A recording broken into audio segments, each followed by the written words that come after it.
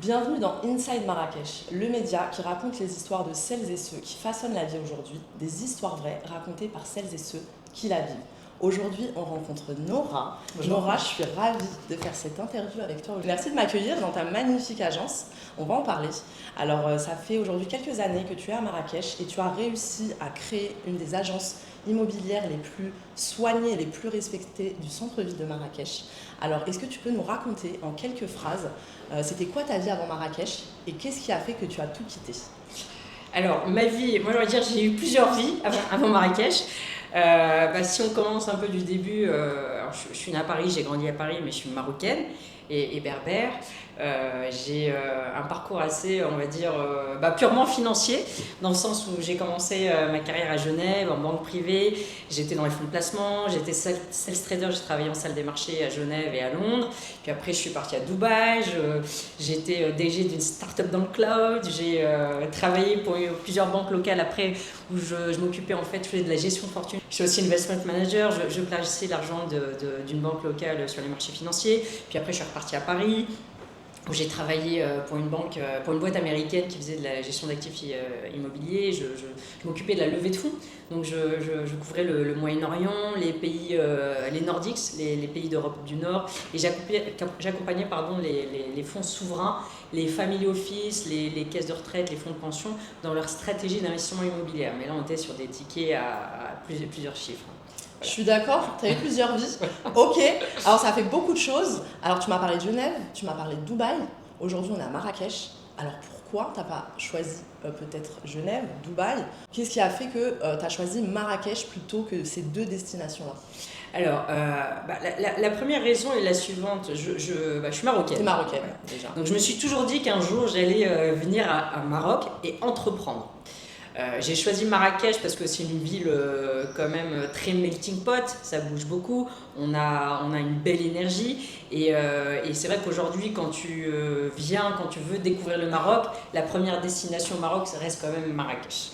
Marrakech pour le tourisme, beaucoup. Oui. Pour l'investissement, beaucoup viennent pour investir. Alors je suis très admirative justement des Marocains qui résident à l'étranger qui sont beaucoup venus pour entreprendre justement. Ça arrive de plus en plus, on les voit venir et moi je ne suis pas marocaine, donc vraiment j'ai choisi ce pays, vous avez un très beau pays. Merci. Et aujourd'hui, non mais pour entreprendre vraiment et même pour investir, c'est en plein boom, c'est en plein développement, on s'y sent très bien. Donc bravo d'avoir fait ce choix de rejoindre tes racines. Merci. Alors ton agence elle est magnifique. Merci. On rentre, on se sent très bien, c'est très beau, c'est très soigné. Est-ce que tu peux nous en dire plus et qu'est-ce que tu as voulu transmettre à travers cet espace? Alors, j'ai pris un architecte. Donc, le premier rendez-vous qu'on a eu avec l'architecte, le mot-clé, c'était « Je veux faire de cette agence un salon de banquier privé ». À Marrakech. À Marrakech, voilà. J'avais envie que quand on pousse la porte de l'agence, qu'on se dise déjà « waouh », qu'on se dise que c'est différent et qu'on se sente en confiance et en sécurité. Ça, c'était pour moi très important. Le deuxième point, je voulais vraiment mettre en avant des matériaux locaux parce que c'est une agence marocaine, une marque marocaine qui est l'idée par une femme marocaine. Donc aujourd'hui, on a dans l'agence, on verra après si tu peux mettre des images. Donc on fera un tour de l'agence, on le fera bien sûr. On a du Zélise Fessi. On a aussi entre la vitrine deux murs, deux piliers de Bejmat, donc c'est de la brique marocaine. Et puis on a du marbre, c'est du marbre aussi du marbre marocain. Et il y a une petite touche parisienne à laquelle je tenais. C'était j'ai sur le sol du parquet qui est de la vraie pointe de Hongrie. Parce que moi j'ai grandi dans le Marais, dans le 4e, dans des immeubles haussmanniens avec du vrai parquet. C'est très joli. Merci. Tu l'as importé? Parce qu'on n'en trouve pas ici. Si, on en trouve, on a des fournisseurs. C'est très joli, même dans un appartement, ça donne vraiment justement ce côté très parisien. C'est ça. On quitte pas non plus Paris, on l'importe avec nous. En tout cas, c'est très beau. Ça a mis combien de temps pour faire les travaux ici? Oula, plus de, je pense, 8 mois, 8 mois, oui. Ça va, pour le travail, tu as une belle hauteur sur le plafond. Belle hauteur sur le plafond. Et le zélige bleu, vraiment, c'est très très joli. C'est qui l'architecte, on connaît? C'est Rachad Hamza qui est vraiment un architecte exceptionnel qui comprend ce que recherche son client, qui a vraiment pris le temps de comprendre ce que je voulais faire et je pense que c'est réussi. Bravo, parce que tu as vraiment réussi à nous transmettre tout ce que tu viens de nous dire et ça crée vraiment tout de suite une crédibilité et une confiance quand on entre. Donc bravo à l'architecte et bravo à toi. Merci. Alors, tu as beaucoup de personnes qui construisent leur crédibilité petit à petit. Toi, t'es arrivé, boum, tu nous as fait une agence de fou, pignon sur rue, en plein centre-ville. Alors, est-ce que c'est un choix de ta part d'être arrivé, de t'être imposé directement de cette manière-là, ou pour toi, il n'y a pas le choix, il faut le faire comme ça?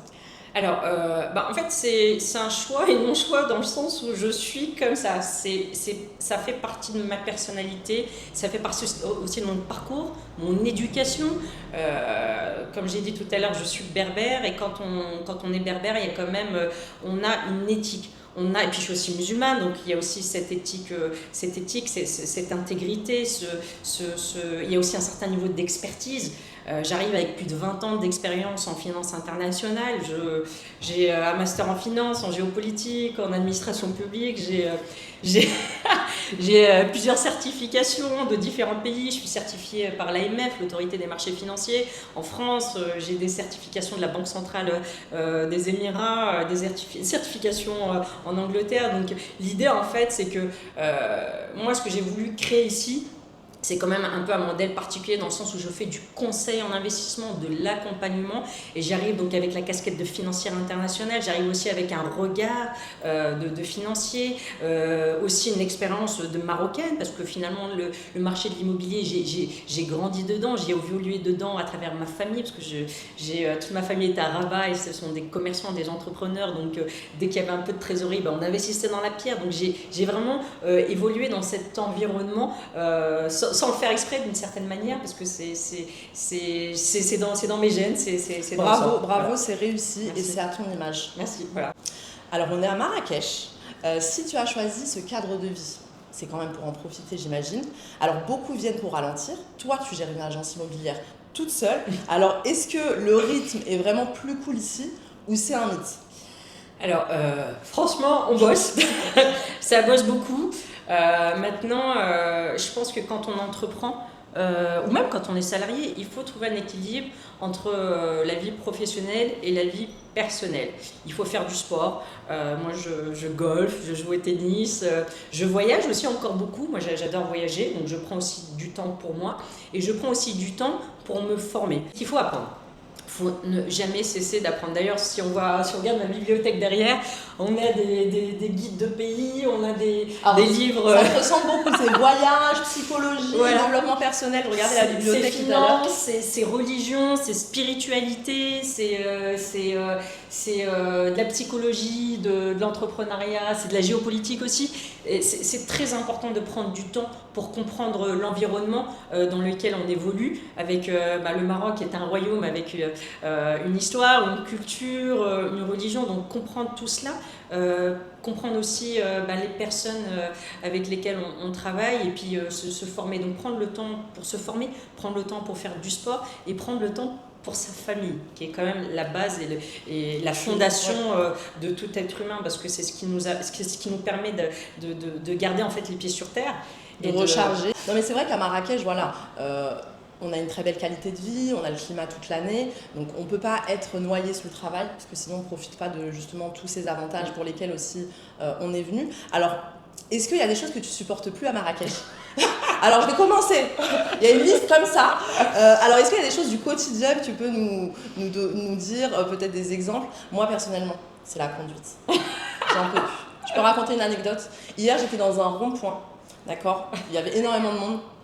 Personne ne veut laisser passer personne, donc forcément on s'est retrouvés autour du rond-point comme ça, bloqué pendant 15 minutes, voilà. Personne ne veut reculer, personne ne veut avancer, ça klaxonnait, on s'est fait un petit rythme sympa. Mais ça c'est vraiment l'une des choses à Marrakech après il faut s'adapter, on n'est pas là pour critiquer, mais c'est très compliqué au quotidien de conduire, vivement que j'ai les moyens de me payer un chauffeur. Inch'Allah. Et toi qui es à Guélis, parce que quand même il y a beaucoup de monde, qu'est-ce que tu supportes plus? Alors, en fait, j'ai envie de dire, c'est vrai que quand je suis arrivée au Maroc, j'ai dû, moi, m'adapter, parce que je ne suis pas rentrée, mais je suis entrée finalement au Maroc. C'est aussi une forme d'expatriation, parce que j'ai jamais vécu au Maroc. J'y passais mes étés plus jeunes, et à Rabat. Et Rabat, c'est pas Marrakech, Rabat, c'est quand même plus cool et plus quiet. Mais j'ai envie de dire, après, c'est à nous de nous adapter, en fait. Et puis, il faut prendre les choses à la cool. Franchement, c'est vrai être au rythme marrakech, voilà. clairement. Faut pas penser qu'on est chez nous ici. Ça. C'est un environnement dont on n'a pas l'habitude et des manières de faire dont on n'a pas l'habitude quand on a vécu en Europe. Faut vraiment s'adapter slowly. C'est ça. Et puis, franchement, les gens ici sont exceptionnels. Ils sont adorables. Il y a une humanité. Il y a une humanité, on connaît ses voisins, on connaît les gens de la rue, on connaît... hier, j'avais nos voisins commerçants qui sont venus à l'agence, on a pris un café, on a passé un bon moment. Il y a quelque chose quand même qui est spécial. Et franchement, moi, j'ai visité énormément de pays, une 50aine de pays, et le Maroc a quelque chose d'atypique, de charmant, de fin. Il y a une chaleur humaine, en fait, que je retrouve... nulle part ailleurs, quoi. C'est ce qui fait que beaucoup viennent aussi, c'est vraiment qu'on se sent bien. Beaucoup disent, il y a quelque chose dans l'air. Ouais. Après voilà, les gens sont agréables, sont avenants, on peut discuter dans la rue avec des personnes qu'on ne connaît pas, chose qu'on peut quasiment plus faire en Europe. Les gens sont pris par le quotidien. Ici on prend le temps, clairement, de vivre et de se connaître. On dit bonjour voilà, à tout le monde, aux voisins, on connaît les voisins et ça nous met aussi dans une certaine sécurité. Je trouve que ça nous sécurise. Au début, ça fait bizarre. Moi, j'habitais à Paris, mes voisins, je ne les ai pas connus pendant 10 ans. À Marrakech, je connais tous mes voisins et quand je pars en vacances, je sais qu'il y a une caméra branchée sur ma maison, il ne peut rien se passer. Donc clairement, c'est très agréable. On est en sécurité, on mange bien, les gens sont sympas. Alhamdoulilah, franchement, on a quelque chose de vraiment unique. Et justement, on est là pour raconter ce qu'on vit ici et expliquer aux personnes qui aimeraient justement savoir, parce que je reçois souvent ce genre de questions, voilà, comment on se sent, qu'est-ce qu'on peut faire, est-ce que le rythme est le même. C'est vraiment... Alors, Marrakech, c'est pas 50 minutes inside, j'adore dire ça, parce que c'est pas ce qu'on voit à la télé. On n'est pas... Voilà, moi je suis pas chez moi, il faut s'adapter, il faut pas penser que... avec l'argent, on achète tout, on n'achète pas tout. Ici, c'est très humain. Et si vous êtes humain et à l'écoute, ça va très bien se passer pour vous. Oui, et puis encore une fois, il faut vraiment comprendre où on est, avec qui on vit. Le vendredi, il y a la prière du vendredi. Et c'est magnifique parce que il faut donner, par exemple, quand on a du personnel, il faut les laisser aller prier. On leur donne 2 heures. C'est quoi 2 heures? Franchement, les laisser aller prier, se ressourcer, se connecter avec la communauté. Il faut respecter ça. Et puis, c'est une force. Et puis, moi, je trouve ça très positive. Aussi, pendant le ramadan, on adapte ses horaires. Ça fait quoi de laisser partir son personnel plus tôt? Tant mieux, les gens rentrent chez eux, ils sont en famille. Pendant l'Aïd el-Kébir, c'est le Noël de chez nous, c'est le Noël des Marocains. Donc oui, on leur donne, faut verser des primes pour aider son personnel à acheter leurs moutons. Voilà, moi à partir du moment où, quand on comprend tout cela, mais on est au top ici. Il faut respecter les traditions. On est dans un pays musulman. Comme en France, on respecte les chrétiens, il y a Noël, il y a Pâques. Et ici, alors nous on a des enfants, on va le dire, elles font toutes les fêtes à l'école. Non mais c'est beau, bon on a des fêtes toute l'année, certes, mais elles font toutes les fêtes, Pâques, l'Aïd, Noël, voilà, et tout se passe très bien. Bon c'est aussi un pays qui aime fêter, donc il rate pas une occasion, mais c'est très bien comme ça. Nora, qu'est-ce que tu aurais fait différemment au début? Si tu peux donner un conseil dont toi tu n'as pas profité, mais qu'est-ce que tu aurais aimé ou qu'est-ce que tu aurais fait différemment en arrivant? Alors moi, ce que j'ai envie de dire, c'est que la vie vraiment est un voyage. Un voyage qu'il faut prendre avec ses côtés positifs ou négatifs. La vie est faite de challenges. On fait des erreurs, ça fait partie de la nature humaine. On apprend tous les jours. Et on apprend de ses erreurs. C'est comme ça qu'on se construit en fait. Et puis, faut pas paniquer, faut pas angoisser, faut avancer et avancer en construisant petit à petit, en posant brique par brique son entreprise, sa vie. Rome ne s'est pas faite en 24 heures. Donc moi, ce que j'ai envie de dire, c'est qu'on apprend de ses erreurs tous les jours. Et c'est très bien que ce se soit passé comme ça, parce que dans tous les cas, c'est un apprentissage. C'est un apprentissage quotidien. Après, vous savez, la Terre est en mouvement, donc on doit nous aussi être en mouvement. J'avais mis en place, je change mon modèle tous les jours en fait, finalement. Non, mais clairement, on ne réussit pas comme ça d'une baguette magique, à part peut-être ceux qui ont une très bonne étoile à côté d'eux. Moi, je pars du principe où c'est une boucle. C'est ça. On n'est jamais que en haut. Échec, réussite, échec, échec, échec, réussite, réussite, réussite, échec. échecs. Voilà, c'est pas linéaire. La vie n'est pas linéaire. La vie n'est pas linéaire et puis ce serait boring en fait. Ce serait complètement. Il n'y a aucun sens à la vie si tout va bien, si on n'a que des réussites. Et on apprend et on arrive à faire mieux, à avancer. Maintenant, il faut conscientiser, accepter le fait que les choses, elles soient pas toujours au top. Mais c'est un apprentissage et c'est comme ça qu'on avance. Et avoir de la gratitude. Gratitude, on dit en arabe, dans l'islam, on dit Alhamdulillah. C'est quoi Alhamdulillah? On remercie Dieu et puis il faut avoir de la gratitude. Et aussi, je pense que c'est très important d'aussi prendre le temps d'écouter ce qu'ont fait les autres. Moi, je prends du temps. Quand je suis arrivée, j'ai discuté avec les commerçants de la rue de la Liberté qui sont là depuis pour certains, depuis plusieurs décennies. Et puis écouter aussi leur histoire, leur parcours, leurs conseils. Et puis je ne peux avoir comme meilleur voisin de commerce j'ai mon mari qui est mon voisin de commerce qui, pour certains connaissent, à la boutique Sidi, il a créé la première maison d'haute couture pour hommes il y a plus de 14 ans, il est marocain belge et c'est vrai que j'apprends beaucoup de lui parce que il partage son expérience et puis moi il m'a dit clairement écoute Nora, tu arrives avec ta mentalité de parisienne mais ici c'est le Maroc, c'est Marrakech donc c'est à toi de t'adapter et c'est vrai, dès qu'on comprend tout ça, dès qu'on comprend en fait le flow, et on est au top. Et être à l'écoute des personnes qui sont venues peut-être avant, qui ont déjà une expérience significative. Ne pas penser qu'on arrive, qu'on sait tout. Comme moi qui ne suis pas marocaine, moi j'ai pas l'habitude de tout ça. C'est un autre rythme. Je suis d'origine tunisienne. Même en Tunisie, voilà, c'est un autre rythme. Donc le Maroc c'était très spécifique, mais alhamdoulilah. L'immobilier à Marrakech, c'est un monde où on ne fait pas de cadeaux. Il y a beaucoup de concurrence. On va appeler ça un monde de requins. Toi, en arrivant, c'est quoi la première porte ou peut-être le premier contact que tu as eu? Alors en fait, quand j'ai créé la société, j'ai eu plusieurs mois de travaux. Donc du coup, ce que j'ai fait, c'est que j'ai pris le temps d'aller sur le terrain, d'aller comprendre un peu. Il y a tellement de projets, tellement de choses, tellement de constructions autour de Marrakech. Je suis partie à la rencontre des promoteurs pour un peu comprendre cet univers. Je suis aussi partie à la rencontre des autorités parce que c'est important. C'est très important d'avoir les bons contacts à ses côtés. Ça, et puis aussi j'ai mis en place une équipe d'experts sur laquelle je peux m'appuyer, des notaires, des comptables, des avocats, des experts comptables, comme je l'ai dit tout à l'heure, des fiscalistes. En fait, ce que j'ai mis en place aujourd'hui, c'est vraiment tout l'écosystème. J'ai accès à un écosystème de qualité. Des personnes qui ont un certain niveau d'expertise, qui ont une excellente réputation sur le marché, parce qu'au final, aujourd'hui, quand on pousse la porte de l'agence, je ne suis pas juste un agent immobilier, je ne fais pas juste des visites. Moi, je fais de l'accompagnement. C'est pour ça que je prends aussi le temps d'écouter mes clients pour comprendre en fait quel est leur besoin, quel est leur horizon d'investissement, quelle est leur situation fiscale, patrimoniale, familiale. Et aujourd'hui, je peux dire clairement que je mets à disposition tout un écosystème que j'ai pris le temps de construire.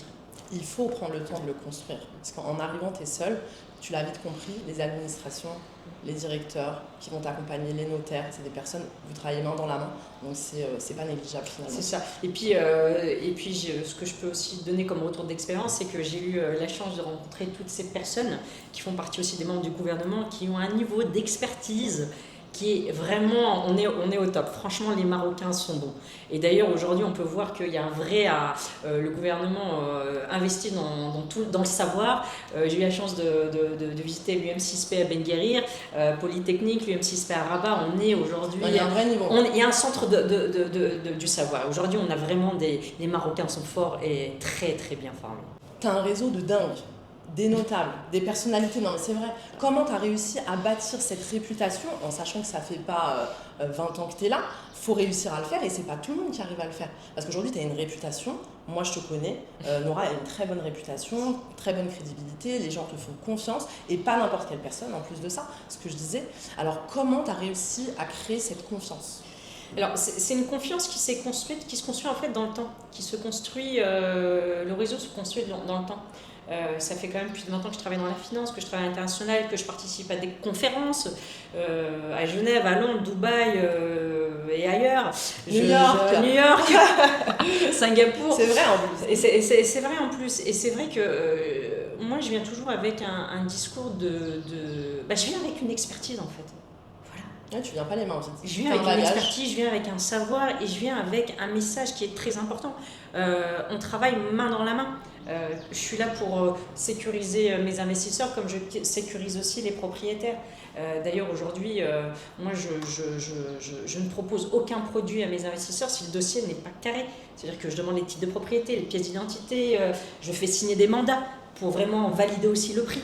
Alors, ça peut paraître normal voilà, en Europe, mais c'est vrai qu'ici, bon, comme les mandats, c'est rare que ce soit toujours signé avec les propriétaires, etc. C'est vrai que moi, je t'ai vu travailler, tout est toujours vérifié de bout en bout, et c'est ce qui a fait finalement ta force et ta réputation aujourd'hui. C'est ça. Et puis le réseau, encore une fois, c'est vrai que j'ai un réseau assez particulier. Des grosses fortunes, des chefs d'entreprise, des gens du showbiz, des artistes, des footballeurs, ou la famille qui vient juste... Et la discrétion, Ouais, c'est un atout. Parce que je pense que c'est des personnes qui ne veulent pas que leurs biens se retrouvent partout, que ce soit mal géré. En fait, je fais pas de tourisme immobilier.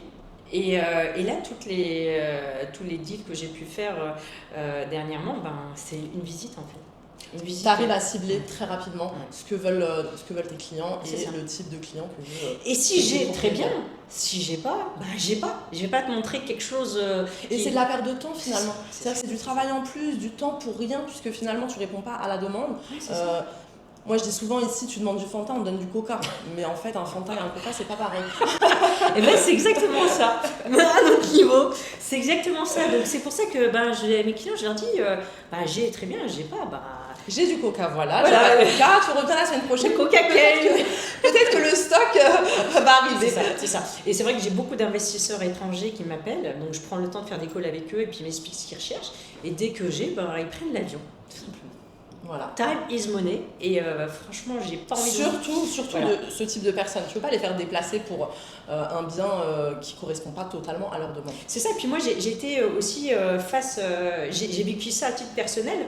Quand je travaillais à Dubaï ou à Genève, je voulais investir et franchement je venais on te proposait pas ce que tu cherchais. On me faisait perdre mon temps et puis franchement ça me rendait dingue. Je me suis dit mais en fait les gens en face de moi ne m'ont pas écouté, n'ont pas entendu c'est l'avantage aussi de se référer à une agence indépendante. Je pense que justement vous prenez plus le temps, vous êtes plus à l'écoute de la demande plutôt que des agences, peut-être des franchises qui ont une tonne de dossiers. Donc finalement ils passent à côté de l'accompagnement et de la relation humaine, ce qui est quand même très important. C'est ça, après moi je suis vraiment pour la qualité, pas le volume.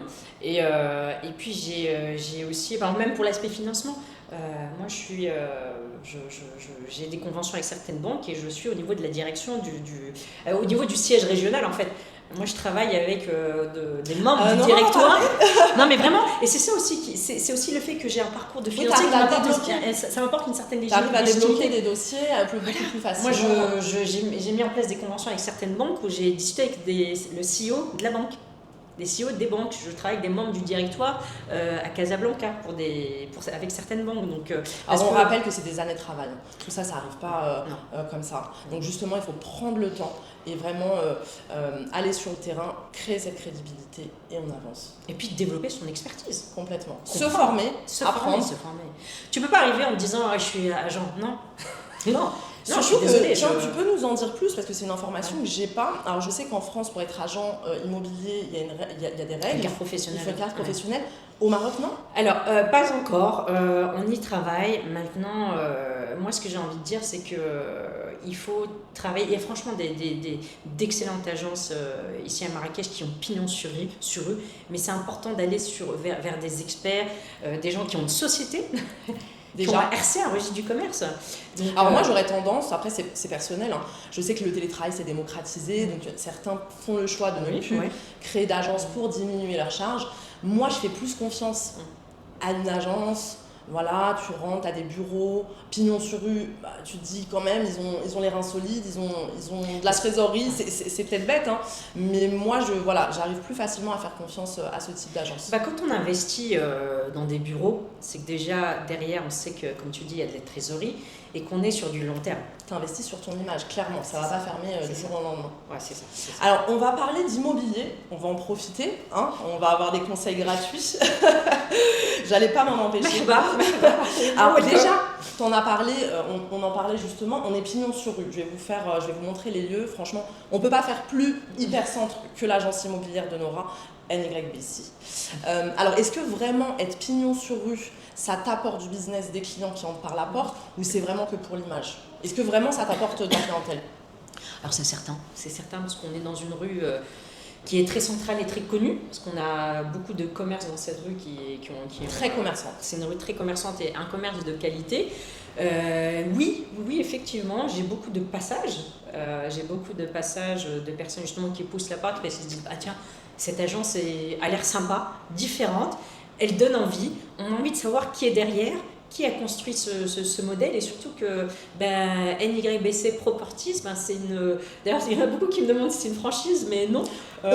C'est tellement bien fait qu'on pourrait croire que c'est une franchise, et c'est ce que j'ai cru moi-même la première fois que je suis passée.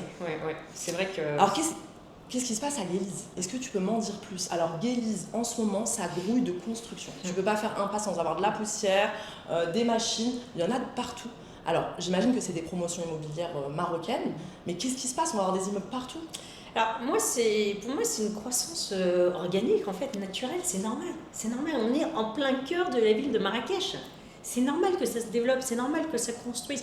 On a une pression au niveau de la demande d'appartements en centre-ville, et puis l'offre ne répond pas encore assez à cette demande-là. Donc mais il y a d'autres quartiers qui sont résidentiels, donc là ils vont rendre Guélise très résidentielle. Comme hivernage. D'ailleurs, c'est triste, mais c'est une réalité. Les villas sont vouées à disparaître pour laisser place à des immeubles de 4-5 étages, parce que justement l'urbanisme l'autorise aujourd'hui, et c'est normal, c'est naturel. Ça grandit. Donc ça répond finalement juste à la demande. Voilà, c'est ça. Ok. Donc c'est des promotions immobilières, enfin les promoteurs, j'imagine, c'est des Marocains. Principalement des Marocains. On a parfois des investisseurs étrangers, mais c'est principalement des Marocains qui ont des autorisations de construire, parce qu'aujourd'hui, pour monter un immeuble, il y a la décennale, il y a les garanties, il y a les assurances. Il n'y a pas tous les promoteurs qui sont en capacité. On répond aux normes sismiques aussi, parce que j'ai souvent cette question-là. Oui, les normes sismiques sont obligatoires. Ça change très vite. On va voir l'évolution, mais je trouve que ça va très vite. Honnêtement, les immeubles, en l'espace de 6 mois, 1 an, ils arrivent à finir des immeubles de 5 étages comme ça. Plus de 2 ans. 2 ans. Alors peut-être que pour moi le temps passe vite, mais c'est vrai que je trouve que ça va très vite. Ils sont opérationnels clairement. Parce qu'ils sont formés, il y a une expertise, il y a un savoir-faire, on a des ingénieurs, des mines, des ponts, on a des ingénieurs. Vraiment le mettre en avant ça. Oui, on a d'excellents architectes, Ils sont bons. Et c'est pour ça qu'au départ je parlais du niveau de formation. On a un niveau de formation au Maroc qui est exceptionnel. On a énormément d'ingénieurs, d'ailleurs on a vu à Polytechnique à Paris. Il y a du travail. Il y a du travail. C'est ça, ils sont formés en interne à l'échelle nationale, et ensuite ils arrivent à trouver un travail qui correspond. Moi je sais qu'en Tunisie, voilà, je suis obligée. Non, Clarissa en Tunisie. C'est ma vie, mais non, j'ai un de mes cousins proches qui a fait de l'ingénierie. Il trouve pas de travail aujourd'hui en Tunisie. Bien. Je sais ce que je lui ai dit. Bienvenue au Maroc, mon cousin, si tu nous écoutes. On a du travail. Alors qui achète? Par contre, est-ce que c'est la diaspora, les Européens? Beaucoup d'Américains sont arrivés ces derniers temps, j'ai remarqué. Qui achète? Qui investit? Alors moi, ce que je peux observer, c'est qu'il y a un véritable équilibre entre des investisseurs locaux et étrangers. Donc les locaux aussi achètent? Bien sûr. Le Maroc, on a 40 millions de Marocains. On a un pays qui avec des Marocains. Oui, voilà. Non, mais il y a beaucoup de polémiques justement. On dit ça construit, qui va acheter? Peut-être que les Marocains n'ont pas les moyens d'acheter sur ce standing, parce qu'aujourd'hui ce qui se fait, c'est quand même des appartements de standing à des prix qui sont assez élevé. Le prix au mètre carré, il a quand même bien évolué. Donc c'est dans ce sens-là que je te pose cette question. On a une forte croissance d'une classe moyenne qui a les moyens d'investir. Après, oui, on a des biens hyper luxe comme des biens accessibles à la classe moyenne.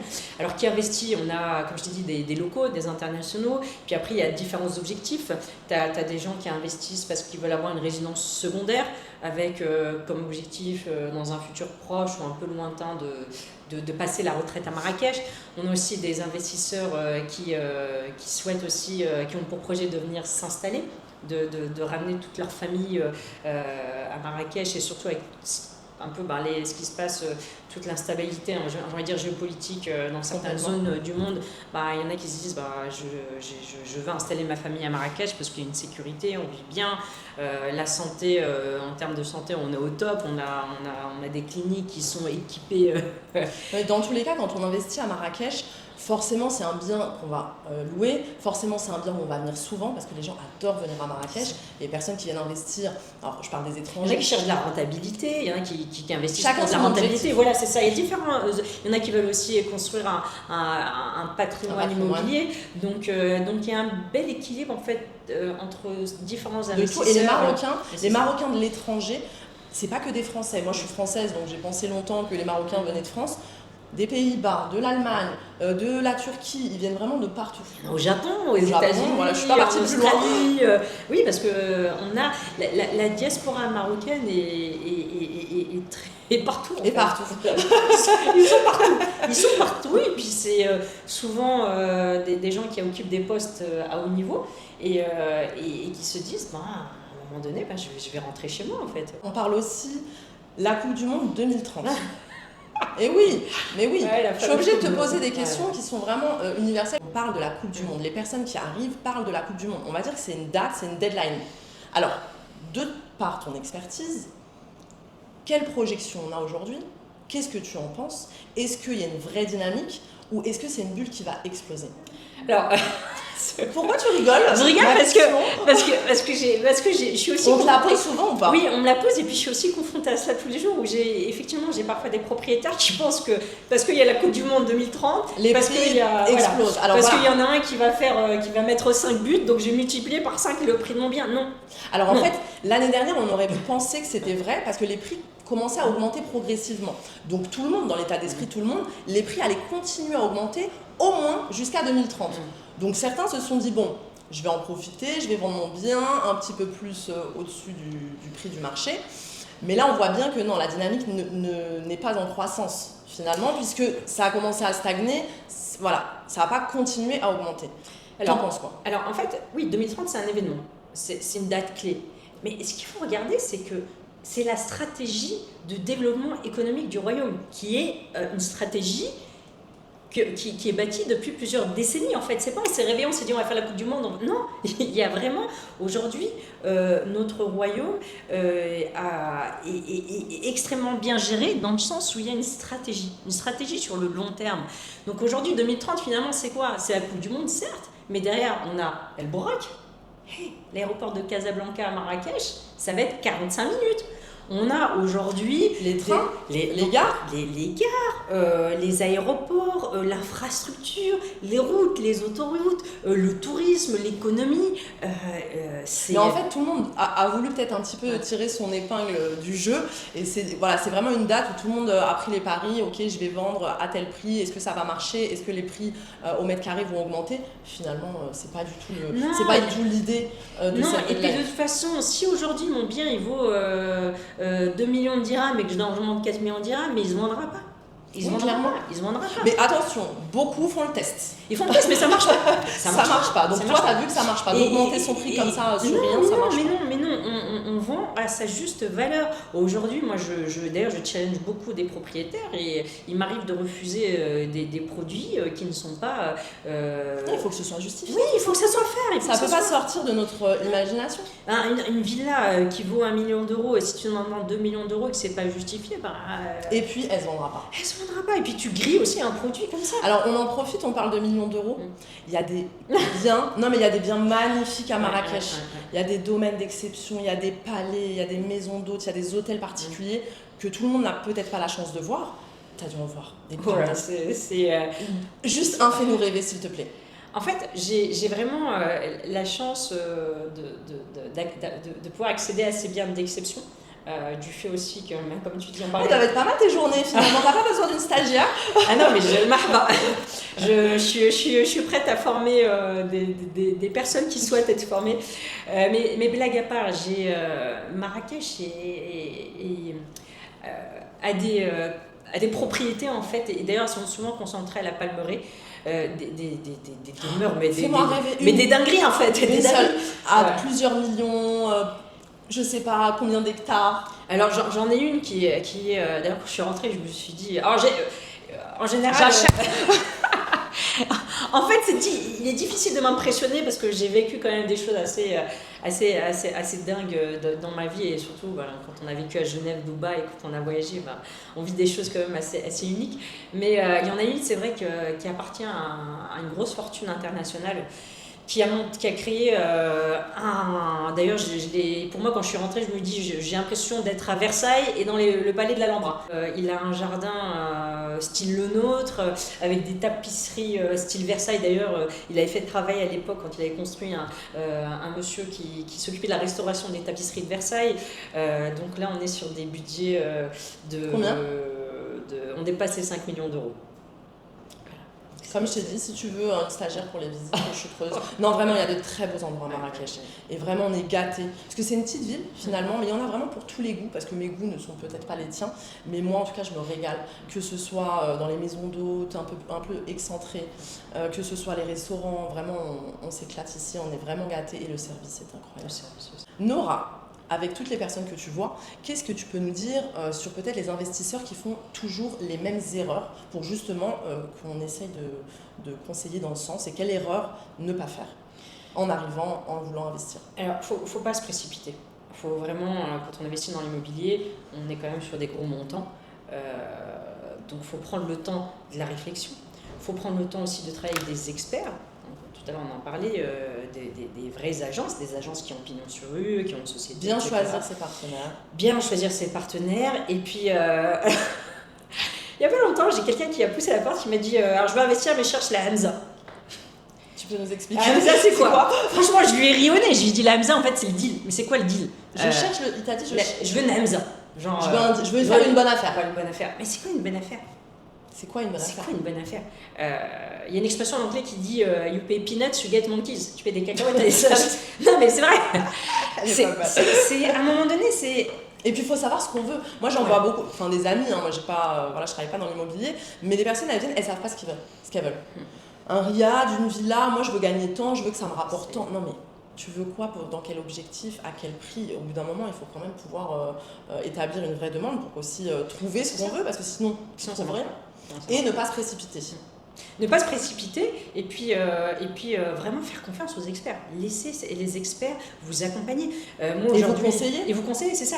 Moi, aujourd'hui, je travaille qu'avec quelques promoteurs parce que je vérifie si le promoteur a un savoir-faire, une expertise, ça fait combien d'années qu'il est sur le marché, avec quels architectes il travaille, est-ce qu'il a de la trésorerie, c'est quoi son background. Donc, pour les projets sur plan. Oui, donc je fais un background check en fait, je fais des due diligence, j'analyse. Moi, je prends le temps aussi de comprendre le produit que je propose à mes clients.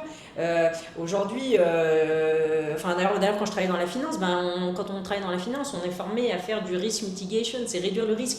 Le risque zéro n'existe pas, mais c'est vraiment de le diminuer au maximum. Donc moi, je dis faut faire confiance aux experts qui ont une expertise marché, une expertise financière, parce que investir dans l'immobilier, c'est pas j'achète, je pousse une porte et j'achète. Non, faut comprendre l'environnement, la construction, l'histoire aussi de la propriété qui est derrière, qui a construit, comment ça a été construit, analyser le niveau de financier, le niveau des finitions, les matériaux. Donc quand la personne ne sait pas, une personne qui veut investir et qui ne sait pas trop quoi faire, soyez accompagné, conseillé par les bonnes personnes. Et il y a aussi une réflexion à mener de savoir qu'est-ce que je veux. Je veux une résidence secondaire, je veux de l'avantage, et puis aussi venir aussi avec un certain montant. Oui, voilà. parce que bonjour, je veux un appartement à 100 000 euros. Marrakech, c'est pas 50 000 inside. Non mais un appartement à 100 000 euros, il y en a. Mais un appartement à 100 000 euros qui va vous rapporter 1 000 euros, je t'en pense quoi? Après, dans l'immobilier, on dit toujours, quand vous travaillez, vous faites appel avec des gros gestionnaires d'actifs, on vous dit location. C'est l'emplacement qui est le plus important dans l'investissement immobilier. Ça, c'est la base. Ça, ce sont les fondements. Puis après, il y a tout l'aspect architecture, construction, mais l'emplacement. L'emplacement, parce que finalement, sa valeur, elle va pas se détériorer. Oui, c'est ça. Elle va faire qu'augmenter. Ouais, c'est ça. Alors, financièrement, financièrement, qu'est-ce que tu pourrais conseiller en arrivant ici? Est-ce qu'il faut, alors pour s'installer, pour créer une agence immobilière, un business ou autre, un projet en tout cas, est-ce qu'il faut venir avec un gros capital de départ ou certains pensent avec un petit capital, l'argent va arriver vite? Alors, l'entrepreneuriat, que ce soit au Maroc ou ailleurs, déjà, on ne se lance pas dans une aventure sans avoir vraiment fait sans savoir encore une fois ce qu'on veut faire. Je ne quitte pas mon pays d'origine ou je ne me lance pas à l'aventure sans savoir qu'est-ce que je veux faire. Quel est le marché dans lequel je vais me positionner? Parce que tu me parles d'investissement, de montant, mais monter une agence immobilière, c'est un certain budget. Monter une conciergerie, c'est autre chose. Donc déjà, savoir qu'est-ce que tu veux faire. Et effectivement, il faut venir quand même avec un certain capital pour pouvoir au moins, moi je dis toujours, tenir 2 ans pour pouvoir payer son logement. Ses charges. Ses charges. Et puis... s'enlever un certain stress. Ouais, c'est ça. Parce que tu peux pas entreprendre...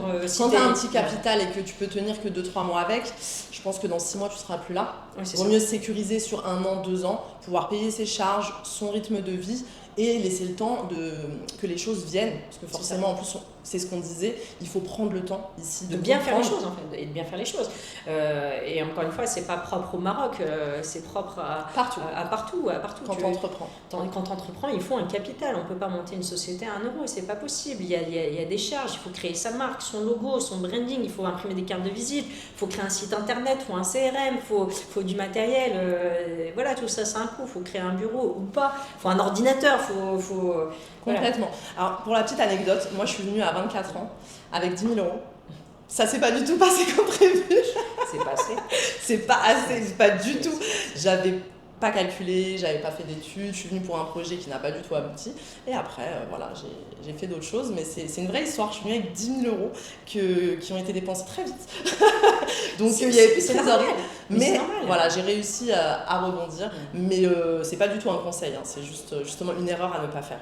Et puis il y a aussi un truc que j'ai envie de rajouter, c'est qu'entreprendre, il y a prendre, c'est pas que prendre. Il faut vraiment être dans le partage. You have to give back to the society. Tu dois contribuer aussi. Faire de l'associatif, de l'humanitaire. Il faut donner. Mais c'est ça. On peut pas juste prendre. Et il faut aussi partager son savoir à qui souhaite aussi entendre son savoir. À quoi ça sert d'accumuler des connaissances, d'expertise si c'est juste pour le garder pour soi? Non, c'est pas l'entrepreneuriat égoïste et selfish n'a pas de saveur en fait. Complètement. Et venir avec des best practices. Et essayer d'apporter sa pierre à l'édifice en fait. Je pense que c'est important de comprendre cela aussi. C'est pas juste je prends et non, il faut partager. Merci Nora. Merci à toi. Vous venez d'entendre l'histoire d'une femme qui a construit seule une des agences les plus respectées de Guélise. Merci infiniment Nora de nous avoir raconté ton histoire avec autant de sincérité. Et c'est exactement ce genre d'histoire qu'on veut raconter sur Inside Marrakech.